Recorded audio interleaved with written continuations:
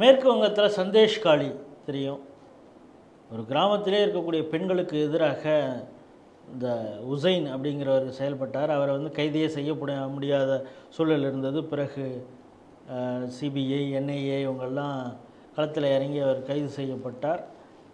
அதற்கு ஆரம்பத்தில் விடாப்பிடியாக இருந்த மம்தா பானர்ஜி பிறகு அவர் கட்சியிலிருந்து நீக்கியதாகலாம் சீன் போட்டாங்க. அந்த சம்பவத்துடைய அந்த கொடுமை மறைவதற்குள் இன்னொரு சம்பவம் நடந்தது. 2 பேர் அவங்க கள்ள உறவுன்னு சொல்லப்படுகிறது. உண்மையிலே அவங்க காதலித்திருக்கலாம் கூட.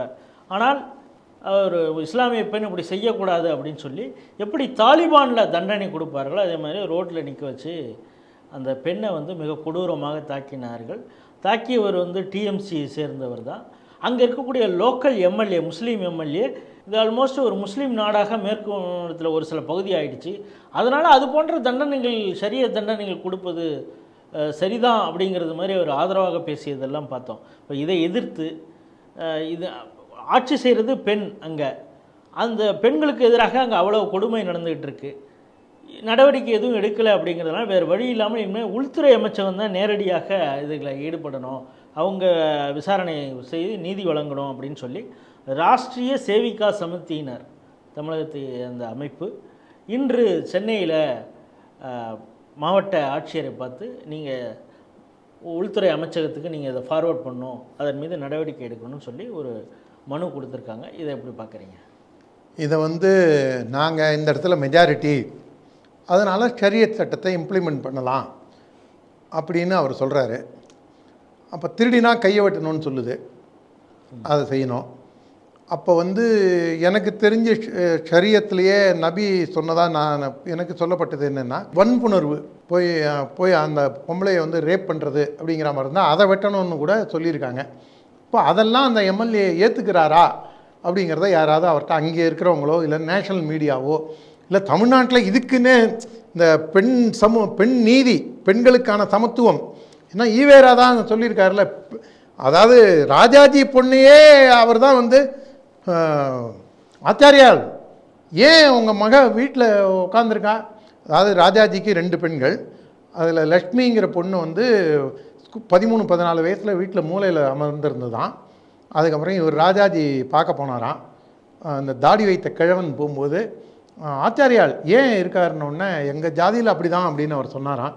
அப்படிலாம் நீங்கள் பண்ணக்கூடாது, இவளை படிக்க வச்சு நீங்கள் முன்னுக்கு கொண்டு வரணும், மறுமணம் செஞ்சு வைக்கணும்னு சொன்னதுக்கப்புறம் தான் ராஜாஜி அதை செஞ்சார் அப்படின்னு ஒரு புது உருட்டை இந்த பயலுக்கு உருட்டிகிட்டு இருந்தானுங்க.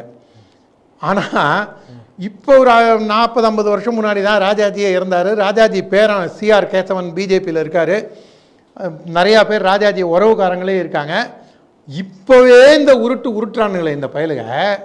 ஆக்சுவலாக அந்த பொண்ணை அப்போ அந்த பொண்ணு காலேஜ் படிக்கும்போதே மகாத்மா காந்தியோட பையனை லவ் பண்ணி அப்புறம் 2 தரப்புலையும் ஒத்துக்கிட்டு கல்யாணம் பண்ணி வச்சாங்க. இதுதான் நடந்தது.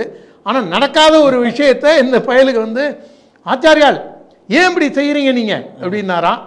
அந்த பெண்களுக்காக இருக்கக்கூடிய ராஜாஜிக்கே இந்த மாதிரி சொல்லி இது பண்ணாங்கன்னு உருட்டுற இந்த பயலுங்க. இவங்க இது கூச் பீகார் இதில் நடந்திருக்கிறது. இந்த சம்பவம் நடந்தது இங்கேருந்து சோப்ராங்கிற ஒரு இடத்துல தான் இந்த ஆசிரியர் வீரமணி, அப்புறம் தியாகு, அப்புறம் அந்த கள்ளக்காதலை நெறிப்படுத்தி அதை நாகரிகமாக திருமணம் கடந்த உறவுன்னு சொன்ன அந்த சுபவி, இந்த சுபவின்னு தான் எனக்கு இன்னொன்று ஞாபகம் வருது. அவங்கெல்லாம் எப்பேற்பட்ட ஒரு பெண்ணுரிமை போராளி பாருங்கள். இந்த உடுமலைப்பேட்டையில் சங்கர்னு ஒருத்தனை வெட்டி கொண்டுட்டாங்க இந்த காதல் பிரச்சனையில். உடனே அதை ஜாதி பிரச்சனையாக கன்வெர்ட் பண்ணாங்க. அந்த கௌசல்யா என்ன பண்ணாங்க, வேற ஒருத்தனை போய் கல்யாணம் பண்ணிட்டாங்க. அவன் ஏதோ இதில் ஊட்டிலேயோ எங்கேயோ இருக்கான் அப்படின்னு சொல்லி அவன் ஏதோ வாத்தியங்கள்லாம் இசைக்கிறான் அப்படின்னு சொல்லி கல்யாணம் பண்ணிட்டாங்க. அந்த கல்யாணம் பண்ண அவனுக்கு ஒரு திருநங்கையோட அவனுக்கு தொடர்பு இருந்திருக்கு. இதை கௌசல்யா இந்த பஞ்சாயத்தை போலீஸ் ஸ்டேஷனுக்கோ நீதிமன்றத்துக்கோ போகாமல் நம்ம இவர் இருக்கார் திருமணம் கடந்த உறவு குளத்தூர் மணிகிட்டையும் சுபவீட்டையும் போனோடனே அவனுக்கு ரொம்ப கடுமையான தண்டனை. அந்த கௌசல்யாவோட புருஷனுக்கு என்ன தண்டனை அப்படின்னா, நீ அபராதம் கட்டு. தியாகு அது கொஞ்சம் டீசெண்டான ஆள், அதனால் அவர் போகிறாருன்னு கூட நம்ம இது பண்ணலாம். அவர் தான் அந்த பஞ்சாயத்தில் அவரும் சேர்ந்து பஞ்சாயத்து பண்ணது என்னன்னா, நீங்கள் இது இன்ஸ்டால்மெண்ட் அவனுக்கு வந்து அபராதம் போட்டாங்க. ஊர் பஞ்சாயத்தில் அபராதம் போடுற மாதிரி அபராதம் போட்டு, அதுவும் அவங்களுக்கு அடுத்து இன்ஸ்டால்மெண்ட்டில் வேற நீ கட்டிக்கலாம்னாங்க. உடனடியாக கட்டணுங்கிற அவசியம் இல்லை, நீ இன்ஸ்டால்மெண்ட்டில் கட்டலாம். இஎம்ஐ. எனக்கு அடுத்த டவுட் என்னன்னா, அவனுக்கு அந்த இன்ஸ்டால்மெண்ட்டுக்கு லோன் ஏதாவது இவங்க இஎம்ஐ அரேஞ்ச் பண்ணி கொடுத்தாங்களான்னு தெரியல. அப்பேற்பட்ட இந்த பயலுவை இவனுக்கு தான் பெண்ணுரிமை போராளியாம், இவங்க தான் ஈவேரா வழியில் வந்தவன்லாம். இவங்க ஒரு யாரும் ஆயத்திறக்கலை. கனிமொழி உட்பட இந்த கனிமொழி அம்மா தான் கிளம்பி மணிப்பூருக்கு போய் அங்கே அந்த மைத்தியின மக்களுக்கும் இன்னொரு இதுக்கு மக்களுக்கும் அங்கே போய் சண்டை வரும்போது இந்த அம்மா போய் அவமானப்பட்டு திரும்பினாங்க. இப்போ அது பிஜேபி ஆளும் மாநிலங்கிறதுனால அந்த அம்மா போனாங்க. அந்த பிரச்சனை வந்து நேத்திக்கு வந்த பிரச்சனை இல்லை, 50 வருஷமாக இருக்கக்கூடிய பிரச்சனை. அதுக்கே பொங்கி எழுந்த கனிமொழி. எனக்கு வந்து அந்த வடிவேலு ஜோக்கு தான் ஞாபகம் வருது. அடி கொடுத்த கைப்பிள்ளைக்கே இவ்வளோ ரணங்களாக இருக்குன்னா அடி வாங்கினவன் என்ன கதி காலாக இருப்பானோங்கிற கதையா. மணிப்பூருக்கே எவ்வளவு பொங்கின கனிமொழி.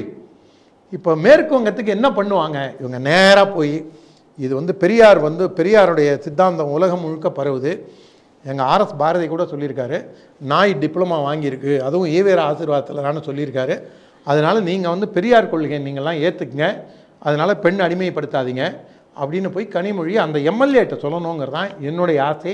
அதுவும் அவங்க ஜமாத்தை கூட்டி கனிமொழி அவங்க அங்கே போய் பாருங்கள், பெரியார் தான் வந்து நமக்கு உய்விக்க வந்த ஒரே ரட்சகர் அப்படின்னு சொல்லி அந்த அம்மா சொன்னாங்கன்னா ரொம்ப நல்லாயிருக்கும்.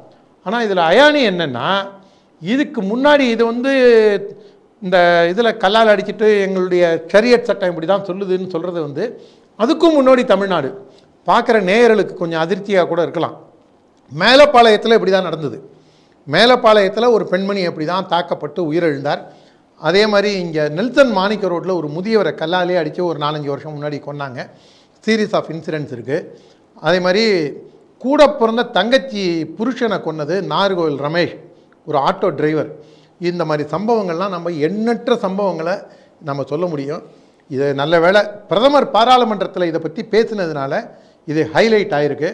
இப்போ இதுக்காக ராஷ்ட்ரிய சேவிகா சமிதி, நம்ம ஆர்எஸ்எஸின் மகளிர் அமைப்பு, பாஜகவுடைய மகளிர் அந்த அணி அவங்களை சார்ந்தவர்களும் கூட போய் இது பண்ணுறாங்க.